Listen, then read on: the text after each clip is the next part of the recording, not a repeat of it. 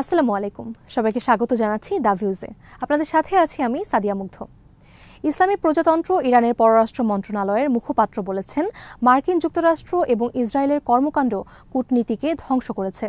সোমবার প্রকাশিত Russia today নেটওয়ার্কের সাথে এক সাক্ষাৎকারে ইরানের পররাষ্ট্র মন্ত্রণালয়ের মুখপাত্র ইসমাইল বাকাই বলেছেন, অন্য দেশের ঊর্ধ্বতন কর্মকর্তা এবং নেতাদের প্রতি অপমানজনক এবং অভদ্র ব্যবহার করা অত্যন্ত বিরক্তিকর এবং অগ্রহণযোগ্য।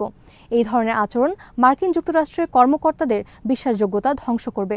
পার্স টুডে জানিয়েছে, বাকাই স্পষ্ট করে বলেছেন, আমরা আলোচনার প্রতিক্রিয়ার মাঝামাঝি ছিলাম এবং মার্কিন যুক্তরাষ্ট্রের প্রতিনিধিদের সাথে দেখা করার কথা ছিল, কিন্তু হঠাৎ করেই ইহুদিবাদী ইসরায়েল মার্কিন যুক্তরাষ্ট্রের সমর্থন এবং সবুজ সংকেত নিয়ে মাস্কটে ষষ্ঠ দফা আলোচনা শুরুর মাত্র 2 দিন আগে ইরানে আক্রমণ করে বসে।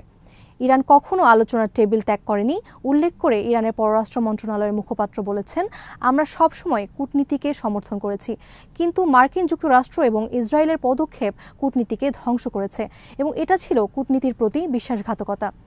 এই প্রেক্ষাপটে জাতিসংঘে ইরানের রাষ্ট্রদূত আমির সাইদ ইরাভানি রবিবার সিবিএস নিউজের সাথে এক সাক্ষাৎকারে তেহরান ও তেল আবিবের মধ্যে সংঘাতের কূটনৈতিক সমাধানের জন্য মার্কিন প্রেসিডেন্টের চাপ ইরান কেন এখনও মেনে নেয়নি এই প্রশ্নের জবাবে বলেন, নিঃশর্ত আত্মসমর্পণ আলোচনার বিষয় হতে পারে না। এমন আচরণ আমাদের উপর তাদের নীতি বা নির্দেশ চাপিয়ে দেওয়ার শামিল। ইরাভানি আরও বলেন, যদি তারা আলোচনা করতে প্রস্তুত থাকে তাহলে আমরাও প্রস্তুত, কিন্তু যদি তারা কোনো শর্ত আরোপ করতে চায় তাহলে তাদের সাথে কোনো আলোচনা সম্ভব নয়।